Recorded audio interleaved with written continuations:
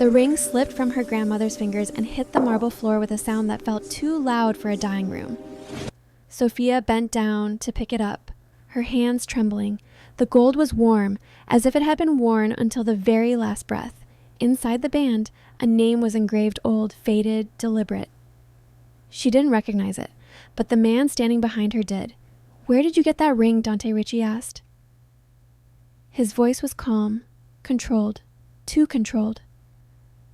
"From my grandmother," Sophia said. She never took it off.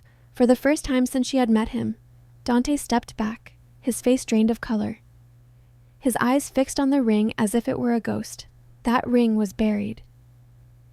He said quietly, "With my father." Silence swallowed the room. Sophia suddenly understood something that made her blood run cold. She hadn't just followed Dante into his world. She had been part of it long before they ever met. Sophia knew she was about to lose her job.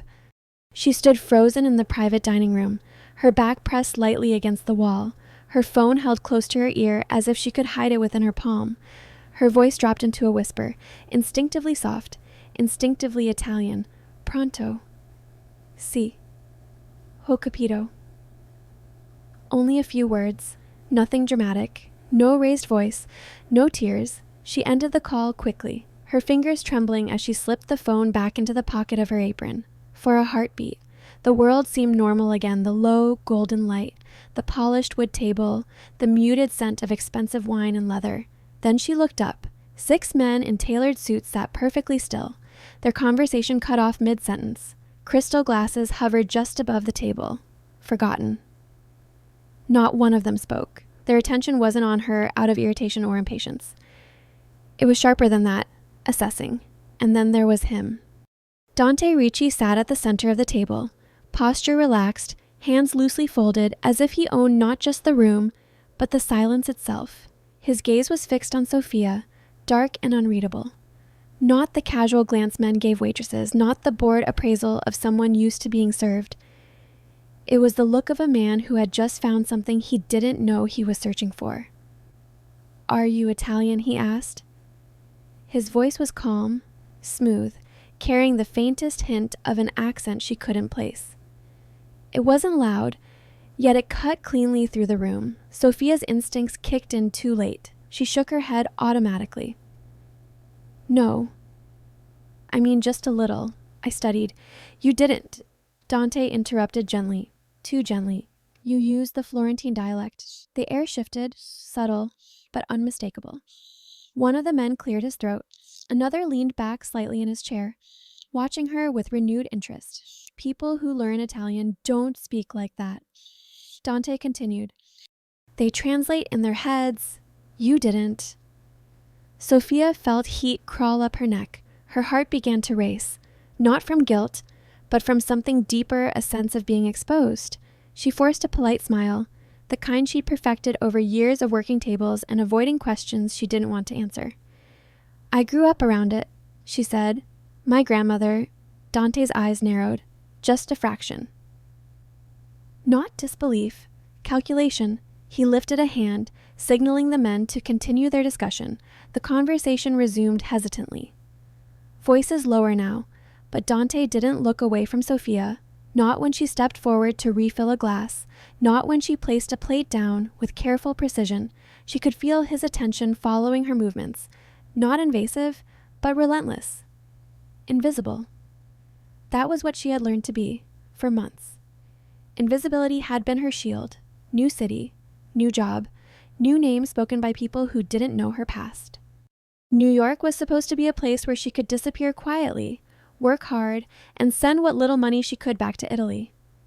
She didn't ask questions. She didn't draw attention. She certainly didn't speak Italian in front of men who radiated power and danger in equal measure. And yet, here she was. When the meeting finally ended, the men rose from the table one by one. Dante stood last, as he passed her, close enough that she caught the subtle scent of his cologne wood. Smoke. Something darker. He paused. "Your name," he said. "Sophia." He repeated it softly, as if testing how it felt on his tongue. "Sophia." Then he left. The rest of the shift passed in a blur. Her hands moved on autopilot as she wiped counters and stacked glasses, her mind replaying the moment over and over. That look, that question, the way the room had gone cold without anyone raising their voice. Everyone at Bellissimo knew the rumors. The owner who rarely showed his face. The investors who didn't exist on paper. The kind of man you didn't ask about if you valued your job or your safety. His name was never said loudly. People spoke it the way they spoke about storms or fires, with respect, with fear. When Sophia untied her apron and reached for her coat, she felt a strange sense of finality, as if something had already ended without her permission. Sophia, she turned. Marco, the floor manager, stood behind her, his expression tight. Mr. Ritchie would like to see you before you leave. Her stomach dropped. Did I do something wrong? She asked quietly. Marco hesitated, then shook his head. I don't know, but he said to ask you nicely. That somehow frightened her more. The office at the back of the restaurant was dimly lit, the walls lined with dark wood and framed photographs of people Sophia didn't recognize. Dante sat behind the desk, jacket removed, sleeves rolled up, revealing strong forearms. He looked less like a distant figure of rumor here, and more like a man accustomed to being obeyed. Sit, he said. Sophia did, her hands folded neatly in her lap, hiding the tremor in her fingers. You speak Italian like someone who was raised with it, Dante said, getting straight to the point. Yet you've been living here under an American name, working as a waitress. That's not a crime, she replied, meeting his gaze despite herself. A faint smile touched his lips. No, but it is interesting. He studied her in silence. And Sophia had the unsettling feeling of being weighed, measured, and catalogued, not as a woman, but as a variable, a piece in a larger equation. Where is your family? He asked. My grandmother, Sophia said after a pause. In Florence. And the call you took tonight. Dante's voice softened. Bad news. Sophia swallowed. She's very sick. Something shifted in his expression, not sympathy. Exactly, but recognition. He opened a drawer and slid a slim envelope across the desk. Inside was a plane ticket. First class. Florence. Departure tomorrow. I need someone fluent in Italian. Dante said. Someone I can trust. 2 weeks. I'll compensate you generously. Sophia stared at the ticket, her breath caught between hope and alarm. Why me? Because you were honest when you thought no one was listening. He replied. And because you have a reason you can't afford to say no. The truth settled heavily in her chest. He wasn't offering her an opportunity. He was offering her a choice he knew she couldn't refuse. Sophia looked up at him, meeting his dark, unwavering eyes. In that moment, she understood something that made her pulse quicken, not with fear, but with inevitability. This was the beginning, and once she stepped onto the path Dante Ritchie was opening before her, there would be no turning back. If this story touched your heart, follow the channel to enjoy many more heart-stirring stories every week. The office behind the restaurant was dim, quiet in a way that felt deliberate. The noise of the dining room laughter, cutlery, the soft hum of wealth was sealed behind thick walls. As if this space existed outside the world Sophia knew. Dante Ritchie sat behind the desk, his jacket gone, his sleeves rolled to his elbows. Without the distance of a table or the pretense of being a guest, he seemed sharper, more dangerous. This was the man the rumors were about. Sophia took the chair across from him, her spine straight, her hands folded in her lap. She had learned long ago that appearing calm was often the only control left to someone who had none. Dante looked at her the way an analyst might look at a file, methodical, unemotional, thorough. Not once did his gaze linger where it shouldn't. That somehow unsettled her more. You were born in Florence, he said. It wasn't a question. Sophia felt the words land like a hand closing around her throat. Yes. Raised by your grandmother, your parents died when you were young. He paused, watching her reaction with quiet precision. She's still alive. Terminal cancer, stage 4. Color drained from Sophia's face. Her breath caught, then steadied with effort. You investigated me? She asked, unable to keep the edge from her voice. No, Dante replied evenly. I verified. The distinction mattered to him. She could tell by the way he said it, by the certainty in his tone, this was a man who didn't act on assumptions. He acted on facts. He opened a drawer and took out a slim, cream-colored envelope, placing it on the desk between them. He didn't push it toward her yet. He let it sit there. An unspoken promise. An unspoken threat. Sophia's gaze flicked to it, then back to his face. "If this is about my job," she said, "I'll resign." "I didn't mean to. This isn't about your job," Dante interrupted quietly. He slid the envelope forward. Inside was a plane ticket. First class, New York to Florence. Departure time circled in ink. Tomorrow evening. Sophia stared at it, her pulse roaring in her ears. "I can't afford this," she said. Though she already knew that wasn't the point. "You won't be paying for it," Dante replied. "You'll be coming with me." Her fingers curled slightly against her palm. "For how long 2 weeks?" The answer came too quickly, too cleanly. This wasn't an idea he'd just had. It was a decision already made, and in return Sophia asked. Her voice trembled, but she didn't look away, for the first time. Something like amusement touched Dante's expression, just the faintest curve of his mouth. "I'll make sure you get back in time," he said. To say goodbye, and the words sank into her slowly, painfully. He wasn't offering comfort. He was offering certainty. Something she hadn't had since the call she'd taken earlier that night. Sophia closed her eyes for a brief moment. The image of her grandmother's frail hands flashing in her mind, Florence felt impossibly far away. Tomorrow felt impossibly close. "You already knew I would say yes," she said quietly. "Yes." Dante agreed without hesitation. She opened her eyes and studied him. Why, he leaned back in his chair, considering her now with a different intensity. "Because you're careful," he said. "You listen more than you speak. You don't panic when you're cornered. And because when you thought no one was watching, you spoke your truth in a language that betrays where you come from." Sophia swallowed. "That doesn't explain why you need me." "No," Dante said. "It explains why I trust you." The word trust hung between them, heavy and unsettling. She had the distinct feeling that it meant something different to him than it did to her. "What exactly will I be doing?" she asked. "You'll translate, you'll observe, you'll stay where I tell you to stay." His gaze hardened slightly. "And you won't lie to me." Sophia exhaled slowly. "And if I refuse," Dante's expression didn't change, "then you'll stay here. You'll keep working. And when the call comes that your grandmother has passed, you'll realize you were one decision away from being there. It wasn't a threat." That was what frightened her most. It was simply a statement of reality, delivered by someone accustomed to shaping outcomes. Silence stretched between them. Sophia reached out and closed the envelope, her fingers brushing the smooth paper as if it might burn her. "You're very sure of yourself," she said. Dante met her gaze steadily.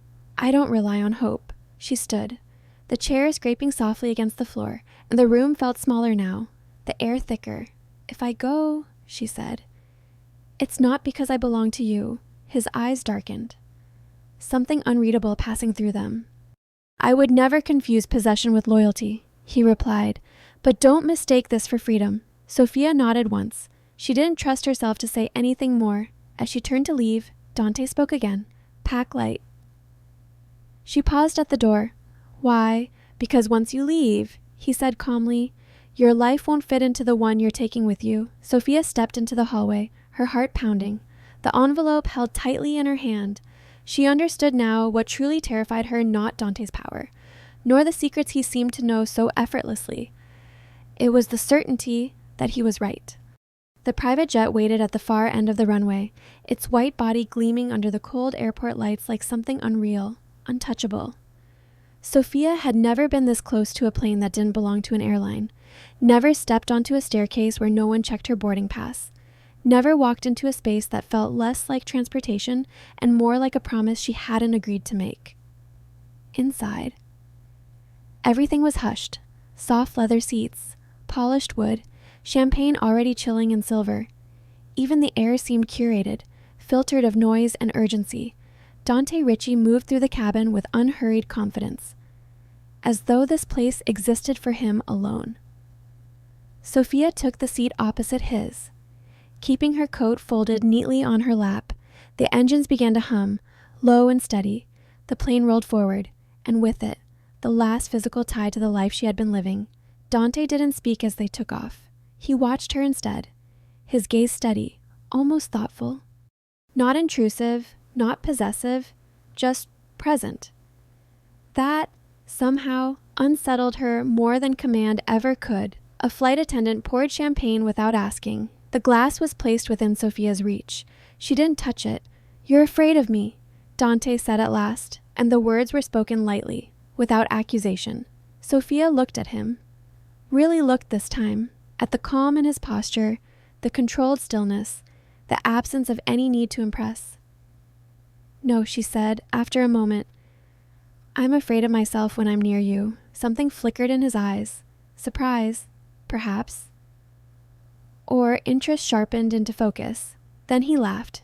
It was brief, low, the sound of someone who rarely allowed himself that indulgence. "You're smarter than I thought," he said. She held his gaze. "That doesn't mean I trust you. I wouldn't expect you to," Dante replied. "Trust is inefficient." The jet leveled out, the city lights shrinking beneath them until they were nothing more than scattered stars. Sophia's chest tightened with the weight of it. There was no going back now, no stepping off, no pretending this was temporary. She reached for her bag, more to steady herself than for anything else. Her fingers brushed against the familiar fabric, then stilled. She checked again, slower this time, as the inner pocket was empty. Her passport was gone. The realization didn't hit like panic. It came quietly, cold and precise, sliding into place like the final piece of a puzzle she hadn't known she was solving. Sophia lifted her head. "Where is it?" Dante followed her gaze to the open bag, then back to her face.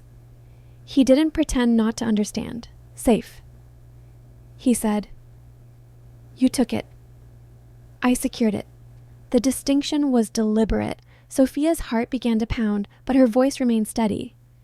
"You didn't tell me you were planning to do that." "No," Dante agreed. "I told you I needed you with me, not that you could leave whenever you pleased." Anger flared, sharp and bright. "You don't get to decide that."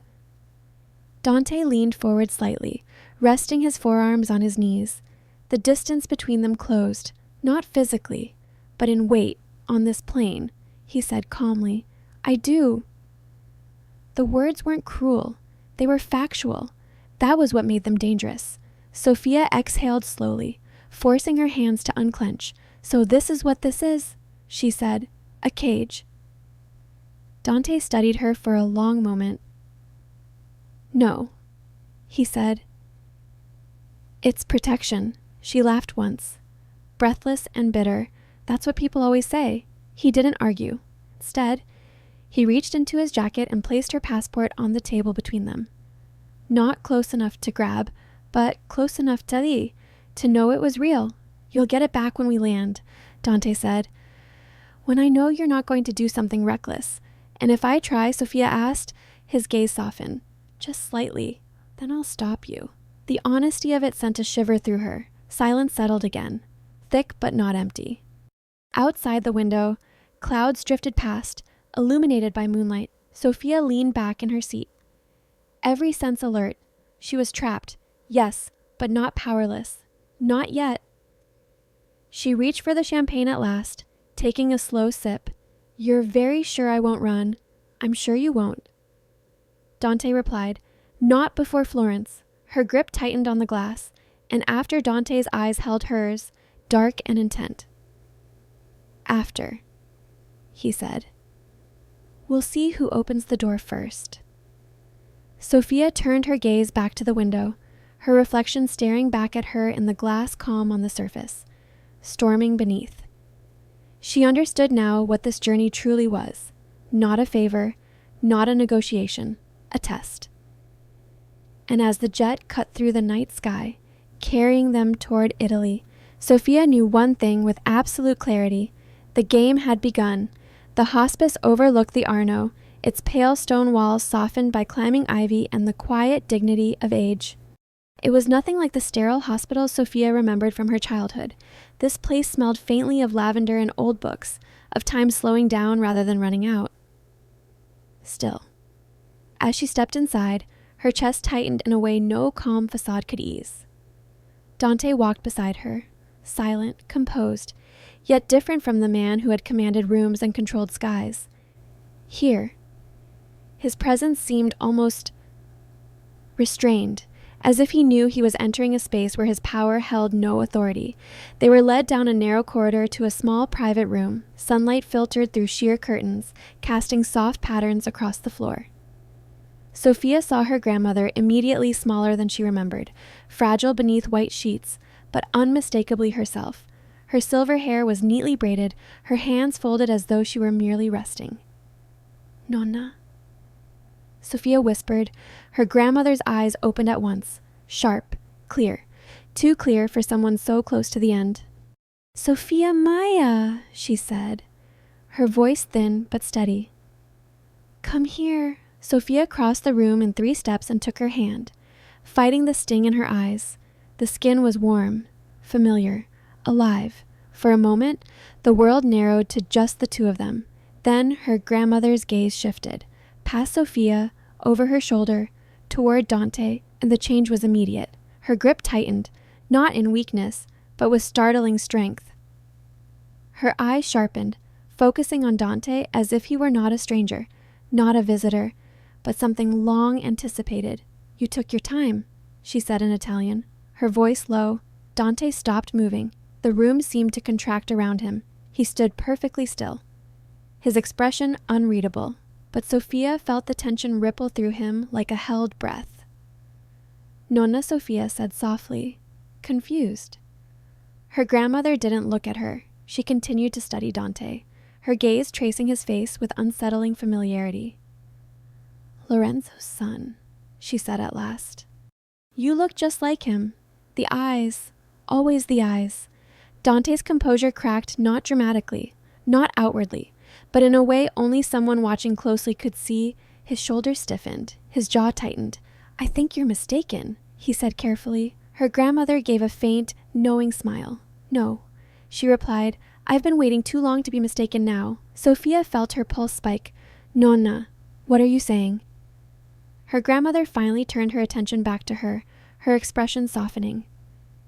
"Sit, my love," she murmured. Some names don't like being spoken while standing. Sophia sat slowly on the edge of the bed, her mind racing. Dante remained where he was, neither advancing nor retreating. Lorenzo was a dangerous man, her grandmother continued, her fingers tracing faint circles on Sophia's hand. Charismatic, ruthless. He believed the world owed him loyalty simply because he existed. Dante's eyes darkened. He didn't interrupt. He also loved deeply. She added, too deeply. That was his weakness. Sophia turned to Dante, searching his face for denial, for anger, for anything that might ground her. She found none of it, only a quiet, terrible focus. "My father's name was Lorenzo," Dante said at last. His voice was steady, but something raw lay beneath it. "He died many years ago." "Yes," her grandmother said. "I know." Silence fell, heavy and absolute. "You knew my father," Dante said. "I loved him," she replied. Sophia's breath caught. The word hung in the air, fragile and devastating. Her grandmother squeezed her hand. "Before you were born, before I became someone's wife, before I learned the cost of loving men like him." Dante took a slow step forward. "Then you also know how he died." Her grandmother's eyes flickered, not with fear, but with sorrow. "I know how he was buried," she said, "and I know what was buried with him." Sophia felt the room tilt. "Nonna," she whispered, "what does this have to do with me?"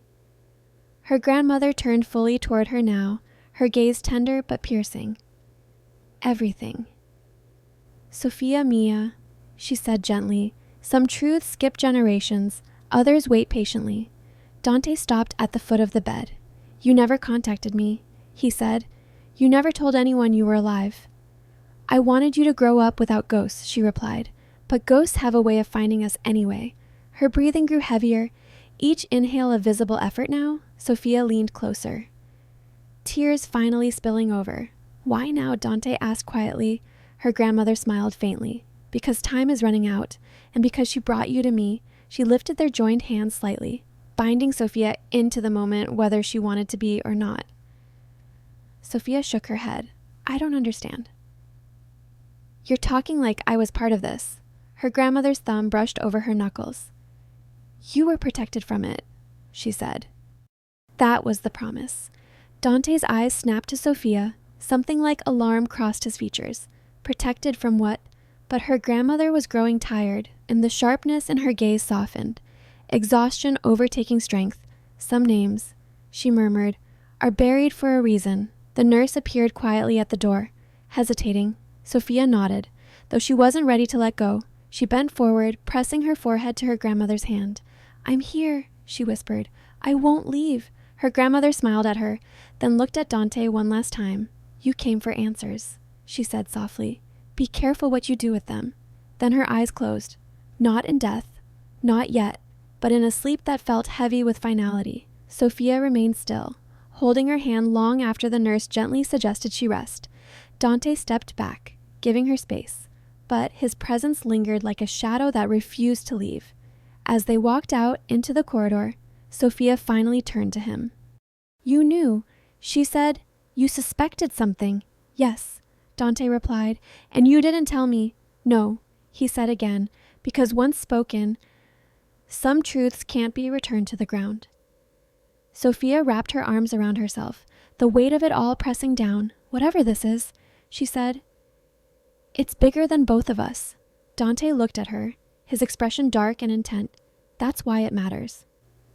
Sophia realized then that her grandmother hadn't just recognized Dante. She had summoned him.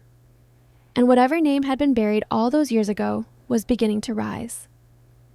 The dining room was bathed in candlelight, the kind that softened sharp edges and made dangerous men look almost human. Crystal chandeliers reflected warm gold across polished marble. And the long table was set with ruthless elegance, linen so white it felt deliberate, silverware aligned with military precision. Outside the tall windows, Florence glowed in the distance, ancient and indifferent. Sophia took her place beside Dante, slightly behind him, as instructed, not an equal, but not invisible either, close enough to hear everything, close enough to matter. This was not a dinner. It was a battlefield that smelled of wine and restraint. The men arrived one by one, each greeting Dante with a careful balance of respect and rivalry. They kissed cheeks, shook hands, smiled with mouths that never reached their eyes. Old money, new ambition. Every seat at the table held a different threat. Sophia recognized none of the names, but she recognized the language. Not just Italian, but the dialects within it, Sicilian inflections sharpened by violence. Northern tones polished by corporate power. She listened the way her grandmother had taught her to listen, not to what was said, but to what was avoided. Dante spoke first, his voice calm, measured. He outlined the acquisition with surgical clarity numbers, timelines, assurances. The men nodded, some too eagerly, others with thinly veiled skepticism. Sophia translated seamlessly, her tone neutral, her expression serene. Inside, her thoughts moved quickly, connecting fragments, storing impressions. She felt the weight of Dante's earlier words pressing against her observe. Wine flowed, plates were cleared and replaced, laughter surfaced, then faded. The room grew warmer, heavier, as negotiations often did when men believed they were close to winning. It happened between courses. One of the men, older, silver-haired, with a smile that never changed, leaned toward the man beside him and spoke in a low voice. Confident no one but his companion would hear. Let him buy the company, he said in Italian. The real goods are at the port warehouse. Sophia's hand tightened around her glass. The words struck with brutal clarity. Not a metaphor, not a joke. Goods didn't mean inventory. It meant contraband. It meant leverage. It meant that Dante was being invited into a deal that would collapse the moment he thought he'd won. Sophia's gaze flicked to Dante. His attention was on the speaker across the table. His expression unreadable. He hadn't reacted. He hadn't heard. She had seconds, maybe less. Her pulse thundered in her ears. Speaking would be a mistake. Translating would expose her. Silence would make her complicit. Instead, she reached up and touched the thin gold chain at her throat. The necklace had appeared on her bedside table that morning. No note, no explanation, just a quiet assumption that she would wear it. Now, she pressed her fingers lightly against it, just once. Dante's eyes shifted. 3 seconds. No more. He set his glass down with deliberate calm. "I'd like to revise the terms," he said. The table stilled. Sophia translated, her voice steady, her face composed. Dante continued, adjusting figures, altering delivery timelines, inserting clauses that tighten control around logistics, ports, and third-party inspections. The silver-haired man's smile faltered. Questions came fast. Objections followed. Dante answered each with precision, his tone polite, almost courteous. As he dismantled their leverage piece by piece, Sophia translated everything. She felt the shift in the room the way one feels pressure change before a storm. What had been a negotiation turned into something else, an unspoken confrontation. No voices were raised, no threats made, but the air sharpened, filled with the awareness that someone had miscalculated, and that someone was not Dante. When the dinner ended, chairs scraped softly against the floor. Handshakes were exchanged again, this time colder, more distant. Promises were made with smiles that promised nothing. As the men departed, Sophia felt it. The attention, not Dante's, theirs. Eyes lingered on her now, assessing in a way that had nothing to do with curiosity. She caught fragments of looks, resentment, suspicion, calculation. The silver-haired man met her gaze briefly, his expression no longer amused. She lowered her eyes, maintaining the role she was meant to play. As the doors closed behind the last guest, silence fell over the room like a held breath finally released. Dante stood, loosening his cuffs. "You heard something," he said quietly. Sophia nodded. "Enough." He turned to her, studying her as if seeing her for the first time. "You chose not to speak. I chose not to die." She replied. A corner of his mouth lifted, not in humor, but in something dangerously close to admiration. "And you chose well." The compliment felt heavy, not comforting. Sophia glanced back toward the door, toward the men who had left smiling and would not forget her face. "They know," she said. "Yes," Dante agreed, "and they do." "And now?" she asked. Dante stepped closer, lowering his voice. "Now they'll watch you, test you, decide whether you're an asset or a liability." Sophia's throat tightened. "And you," his gaze locked onto hers, dark and unwavering. "I've already decided." She didn't ask which one she was. As they left the dining room, Sophia understood the truth with chilling clarity. No blood had been spilled that night, no weapons drawn, no threats spoken aloud, but something had been marked, and it was her. The study was dimly lit, wrapped in the quiet authority of dark wood and old leather. Shelves lined the walls from floor to ceiling, filled with books that had been read and decisions that had already been made. The door closed behind them with a soft click that sounded far louder than it should have. Sophia stood near the center of the room, her back straight, her hands still clasped in front of her as if she were holding herself together by force alone.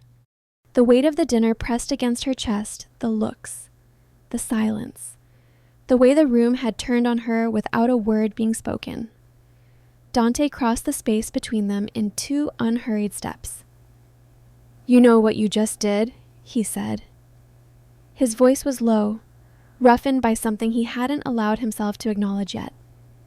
He stopped close enough that Sophia could feel his presence, feel the heat of him without being touched. "I saved you," she replied. Dante's jaw tightened. "You exposed yourself." "I chose," Sophia said quietly.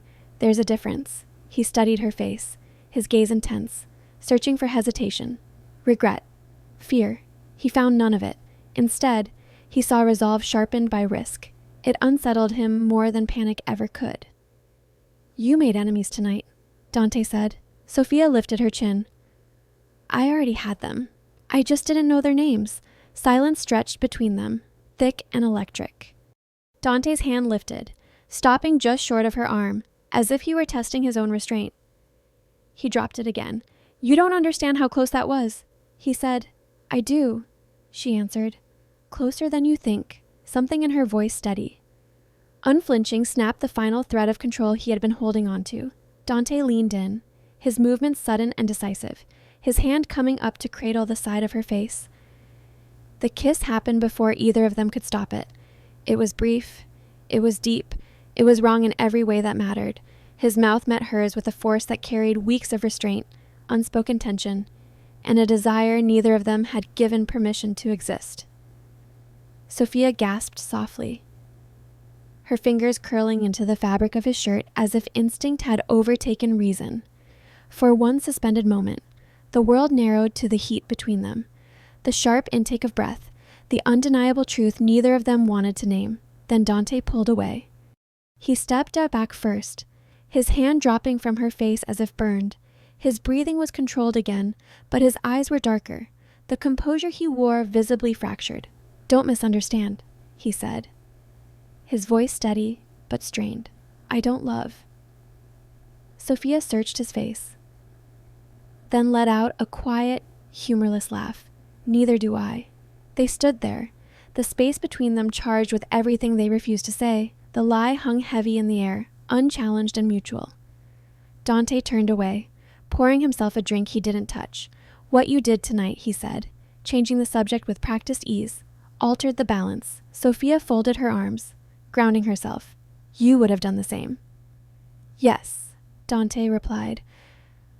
"But I'm expected to." She met his gaze. "And I'm not." "That's exactly the problem." He looked at her then with something dangerously close to concern. "They'll test you now, push boundaries, see if you break." Sophia felt a chill crawl up her spine. "And if I do," Dante's eyes held hers, "then I won't forgive myself." The admission slipped out before he could stop it. He seemed aware of it immediately, his expression tightening. Sophia's voice softened. "You're not responsible for me." "No," he said, "but I brought you here." The truth of that settled between them, heavy and undeniable. He had opened the door, she had walked through it. Neither of them could pretend otherwise. Sophia took a step closer, careful this time, deliberate. "If you want me to stay," she said, "you don't get to decide what I feel or what I risk." Dante's gaze dropped briefly to her lips, then lifted again. "And if what you feel compromises you, then it compromises you too," she replied. He didn't argue. Instead, he moved past her. Opening the door, a sudden return of space felt like a loss neither of them acknowledged. "You should rest," Dante said. "Tomorrow will be worse." Sophia paused at the threshold, her hand brushing the doorframe. "You're afraid," she said quietly. He didn't turn around. "No." She smiled faintly, a sadness in it that cut deeper than defiance. "You are just not of them." Dante closed his eyes for a brief moment after she left, the echo of her presence lingering in the room. The study felt colder now, stripped of something he hadn't known he'd been holding. Sophia walked down the corridor slowly, her heart racing, her lips still warm from the memory of a kiss she knew would haunt them both. She understood the danger more clearly now, not from the men at the table, not from the world Dante ruled with quiet precision, but from the truth they had both denied aloud. The kiss had not been a mistake. It had been a warning, and neither of them was ready for what it meant. Her grandmother passed away in her sleep. There was no dramatic moment, no final confession whispered into the dark, just a quiet morning, pale light slipping through the curtains, and a stillness that felt too complete. Sophia knew the instant she stepped into the room. The air itself had changed, as if something essential had been gently lifted away. She stood beside the bed for a long time, unable to move, her mind refusing to accept what her eyes already understood. Her grandmother's face was calm, almost peaceful. The deep lines of pain softened at last. One hand lay open on the sheet, relaxed, no longer gripping the world. And resting in that open palm was the ring. Sophia hadn't noticed it before. She couldn't remember ever seeing it clearly. Only flashes of gold when her grandmother gestured, the faint weight of it against wrinkled skin. Now it gleamed softly in the morning light, simple and unmistakably old. As Sophia reached for her grandmother's hand, the ring slipped free. It hit the floor with a muted sound that seemed far too loud for the room. Sophia bent down and picked it up, her fingers closing around the cool metal. She felt strangely numb, suspended somewhere between grief and disbelief. The world narrowed to that small circle of gold, to the way it felt heavier than it should have. She turned just as Dante stepped into the room. He stopped short, his gaze fixed on the ring in her hand with an intensity that made Sophia's breath catch. It was the same look she had seen once before, fleeting and raw. The night her grandmother had spoken his father's name. "Where did you get that?" Dante asked.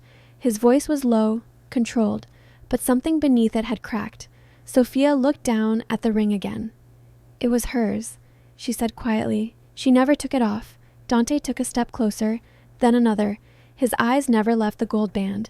When he finally reached out, he didn't touch it, stopping just short, as if afraid it might vanish. "I've seen this ring before," he said. Sophia's heart began to race. "And you're sure?" "Yes." The word came out sharp, undeniable. "My father wore it." The room seemed to tilt. Sophia stared at him, her grief momentarily eclipsed by shock. "That's not possible." Dante swallowed. For the first time since she had met him, he looked unsteady. "I watched him take it off the night he never came home." He took the ring from her hand, turning it slowly between his fingers. Inside the band, faint but legible, were initials worn down by years of contact with skin. L. His jaw tightened. "Lorenzo Ricci," he said quietly. "My father." Sophia's pulse thundered in her ears. "My grandmother never told me she wouldn't have." Dante interrupted. She was very good at surviving. The words landed heavily between them. Memories surfaced in fragments. Unbidden, Dante as a boy, watching his father leave late at night, promises spoken casually and broken just as easily. A man admired and feared in equal measure, a man who loved recklessly, destructively, and left damage in his wake. "There was a woman," Dante continued, his voice distant now, as if he were speaking to himself. "Before my mother," he never spoke her name.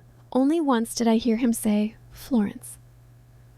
Sophia felt her chest tighten painfully. She loved him, she said, but she left. She said she had to protect something. Dante looked at her sharply.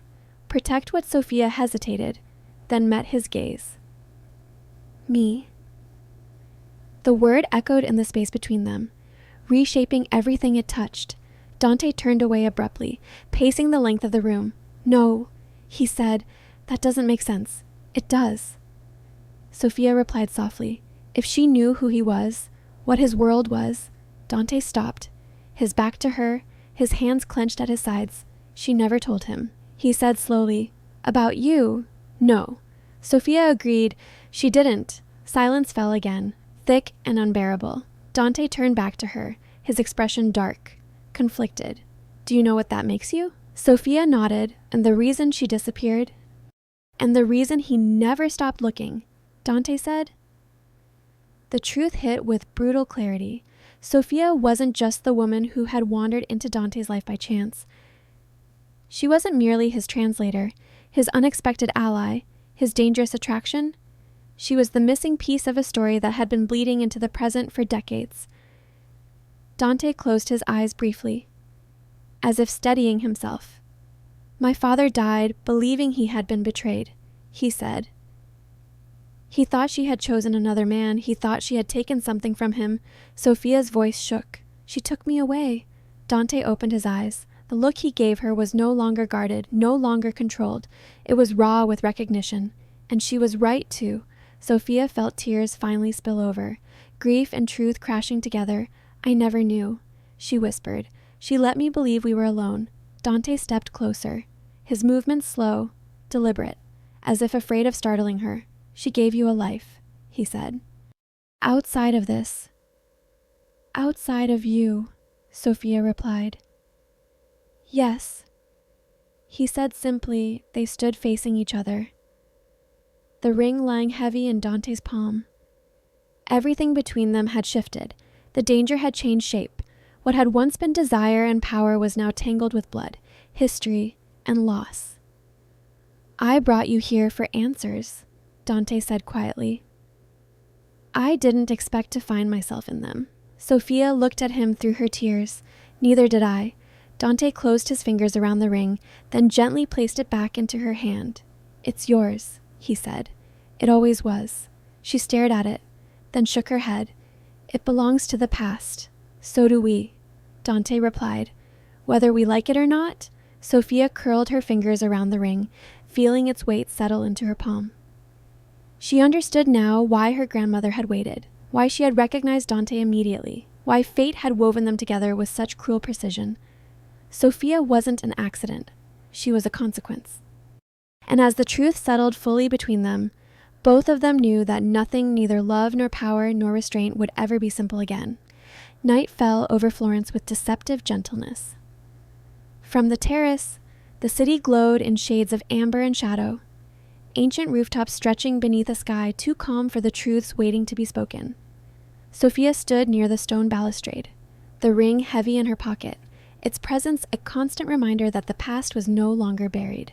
Dante joined her without a word. He didn't look at the city. He looked at her. "I didn't come here just for the deal," he said. Sophia didn't respond at once. She had sensed it long before he spoke, felt it in the way he moved through Florence with familiarity edged by restraint, in the way his attention sharpened around places that meant nothing to her and everything to him. "I know," she said quietly. Dante exhaled slowly, as if releasing a breath he had been holding for years. "My father didn't die the way I was told." Sophia turned toward him, her pulse quickening. "You think he was killed?" "I know he was," Dante replied. He leaned against the stone, his composure intact but his voice stripped of pretense. "They said it was an accident, a robbery gone wrong. Convenient, clean." His mouth tightened. "Too clean." Sophia listened without interrupting, the way she had learned to listen when truths arrive fragile and sharp. "You came to Florence to prove it." "I came to find out who betrayed him," Dante said. "And why." He paused, then added, "and whether he deserved it." The admission hung between them, raw and unfiltered. Sophia's fingers curled instinctively. "That's not something a son should have to ask." "No," Dante agreed, "but it's something a man in my position can't ignore." He turned to face her fully now. "My father was building something dangerous. He trusted the wrong people. He loved recklessly." His gaze darkened. "And he left behind consequences he never acknowledged." Sophia felt the weight of his words settle painfully in her chest. "You mean me?" "Yes." The word was soft, but final. "You're not just connected to him," Dante continued. "You're proof that he was hiding something worth killing for, or protecting." "I haven't decided which." Sophia drew in a shaky breath. "My grandmother believed leaving was the only way to keep me safe, and she was right," Dante said without hesitation. "If anyone had known about you, about what you represented, you wouldn't have survived." Sophia turned away, the city blurring before her eyes. "So I was hidden," she whispered. "Erased. Preserved," Dante corrected. "And there's a difference." She laughed quietly. "Bitter. It doesn't feel like it." Dante watched her, something unguarded in his expression. "You are the last truth my father never faced," he said, "and the one his enemies never found." Sophia turned back to him slowly. "You brought me here because you needed a translator," she said, "and because I could hear what others missed." "Yes, but you also brought me here because I'm his blood," she said, "because I forced the truth to surface." Dante didn't deny it. "I didn't know how much," he admitted. "Not until now." Silence wrapped around them, heavy but necessary. "What happens when you find out who killed him?" Sophia asked. Dante's gaze shifted toward the city, his jaw tightening. "And then I decide whether justice is enough." The implication chilled her. "And if the truth destroys what you've built," she asked, "then it wasn't worth building." He replied. Sophia studied him, seeing past the power, the restraint, the man who controlled rooms and markets. Beneath it all was a son who had grown up in the shadow of an unanswered death, who had learned to rule through certainty because uncertainty had taken everything from him. "And me?" she asked softly. "What am I to you now?" Dante's eyes met hers, dark and steady. "You're the key," he said, "to the past, to the future, to answers I can't reach without you." "And the cost?" she pressed. He hesitated, just briefly. "The cost is that once this is finished, Nothing between us will be simple again. Sophia felt the truth of it settle into her bones. It already isn't. Dante stepped closer, stopping just short of touching her. I won't lie to you anymore, he said. But I won't promise safety either, she nodded. I don't need promises, I need honesty. You have it, he said. All of it. Sophia reached into her pocket and took out the ring, holding it between them. This belonged to your father, she said, and to my grandmother. It connects us whether we want it to or not. Dante looked at the ring, then at her. It connects us to the truth, he said, and the truth always demands something in return. Sophia closed her fingers around the gold. Then let it demand, she replied. I'm done being protected by lies. Dante's gaze lingered on her, something like respect and something far more dangerous burning beneath the surface. So am I. As the night deepened over Florence, they stood together in the quiet aftermath of confession, bound by blood, by loss, and by a truth neither of them could escape. The game was no longer about power or control. It was about reckoning. And Sophia was no longer just walking beside Dante Ricci. She was standing at the center of his war. Morning came softly, as if Florence itself were holding its breath. Pale light filtered through the curtains, tracing quiet patterns across the floor. Sophia sat on the edge of the bed, fully dressed. A small suitcase open at her feet.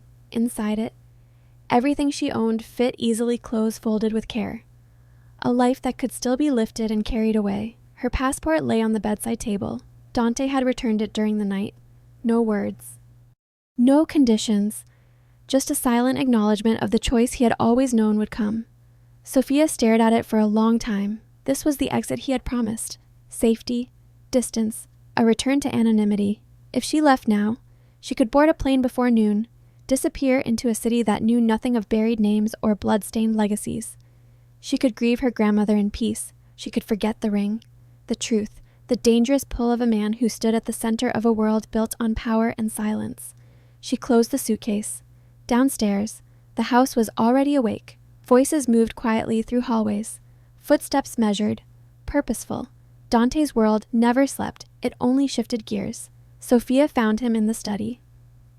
He stood by the window, jacket on, phone in hand, his expression hard and distant. The man she saw now was not the one who had confessed to her under the Florentine night sky. This was Dante Ricci as the world knew him, controlled, strategic, untouchable. He didn't turn when she entered. Your car is waiting, he said. It will take you to the airport. Sophia's heart tightened, but she kept her voice steady. You planned for this. Yes, Dante replied. I planned for outcomes. She stepped closer, even this one. He finally turned to face her.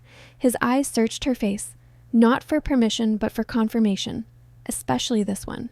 Sophia took a breath. If I leave, she said, you'll continue without me. Yes.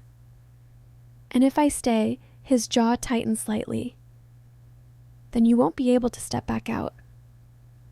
Sophia nodded. I know. Silence stretched between them, heavy with everything they didn't say. Dante didn't try to convince her. He didn't offer protection or promises.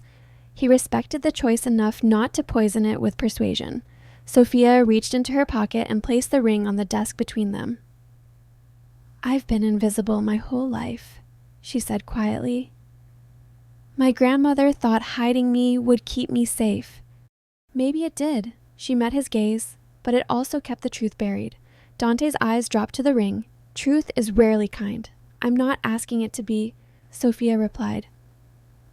I'm asking it to be complete. She pushed the passport away from herself, back toward him. Dante's breath stilled. Sophia. I'm not staying for you, she said, cutting him off gently but firmly. I'm staying because someone tried to erase me before I was old enough to choose, and I won't let that be the end of the story. Dante studied her in silence, something dark and fierce flickering behind his eyes. This path ends in blood, he said quietly, Then let it end in truth first. Sophia replied. He exhaled slowly, the sound barely audible. Once you're involved, they won't see you as collateral. They'll see you as leverage. Sophia didn't flinch. I've been leveraged since the day I was born. Dante stepped closer, his voice low. If you stay, I won't be able to protect you the way I want to. She looked up at him. Don't protect me. Stand beside me. The words settled between them, reshaping the space. After a long moment, Dante nodded once. Not in victory, in acceptance. Then we move forward together, he said. With no illusions, Sophia picked up the ring and slipped it onto her finger. It fit perfectly. Good, she said softly. I'm done living someone else's version of safety. Dante watched the ring, then met her gaze. There will be consequences. There always are. Sophia replied, at least this time. I'll be awake for them, outside. The car engine idled, waiting for a decision that had already been made. Sophia turned away from the window and faced the man whose world she had just chosen not to escape. Not out of love, not out of loyalty, but because the truth demanded witnesses. And she was done being silent. The storm did not arrive with thunder. It came quietly, the way truth often does through sealed documents, hushed meetings, and doors that closed without ceremony. Names shifted, alliances fractured, the city adjusted, as it always had, absorbing violence without spectacle. By the time Florence realized something fundamental had changed, the worst of it was already over. No bodies were found, no headlines screamed, only absences. Sophia stood on the terrace at dawn, watching the city awaken. The air was cool, carrying the scent of stone and river water. Somewhere below, a church bell rang, steady and indifferent. Life moved forward, unbothered by the wreckage left behind by men who believed they could own the past. Dante joined her without a word. He looked different now, not weaker, quieter, as if something sharp inside him had finally been set down. It's finished, he said. Sophia nodded. She had known before he spoke. The weight she had been carrying for weeks, years, perhaps had eased in a way that didn't require explanation. The truth had been uncovered, confronted, and laid to rest without ceremony. The men responsible were no longer untouchable. Some had fled, others had fallen. The machinery that had crushed Lorenzo Ricci had been dismantled piece by piece, not with vengeance, but with precision. Dante had chosen justice. It had cost him more than anyone would ever know. Sophia turned toward him, and now Dante didn't answer immediately. He followed her gaze across the city, toward the narrow streets where history lingered in every shadow. Now, he said, I rebuild, but differently. She studied his face, searching for the man who had once believed control was the same as safety. She saw resolve there, but also something gentler, something earned. You let go, she said softly. Yes, Dante replied. Of the lie that power could protect me from loss. Sophia felt the truth of that resonate in her own chest. She, too, had let go of invisibility, of inherited fear, of the belief that survival meant shrinking. They stood in silence, not empty, but complete. You could leave, Dante said at last. Nothing binds you here anymore. Sophia smiled faintly. You're giving me the choice. I always should have, he replied. She reached into her pocket and removed the ring. Turning it once between her fingers before slipping it off, she placed it on the stone railing between them. It doesn't define me, she said, but it doesn't have to disappear either. Dante looked at the ring, then back at her. You're not running from it. No, Sophia said. I'm standing beside it. He nodded, understanding more in that moment than words could carry. What about us, she asked, not accusing, not hopeful, simply honest. Dante met her gaze. There was no hunger in his eyes now, no claim, only choice. I don't want to own you, he said quietly. And I won't ask you to save me. Sophia exhaled, relief and something warmer threading together. Good, she said, because I won't belong to anyone, and I won't disappear for love. A small smile touched his mouth. Then stay, he said. Not because you have nowhere else to go, but because you want to. She considered him for a long moment, and the man who had once built cages of silk, the man who had learned, at great cost, to leave doors open. I'll stay, Sophia said. For now. Dante accepted the uncertainty without flinching. That, more than anything, told her how much he had changed. They didn't kiss. They didn't promise forever, and they stood side by side as the city woke fully, sharing the quiet understanding of two people who had survived something that might have broken them. They had both lost something irretrievable. And in doing so, they had gained something far rarer, the ability to remain, not out of fear, not out of obligation, but out of choice. There was no perfect ending waiting for them, no neatly tied future, only two people stepping out of the ruins, learning how to love without possession, how to stay without losing themselves.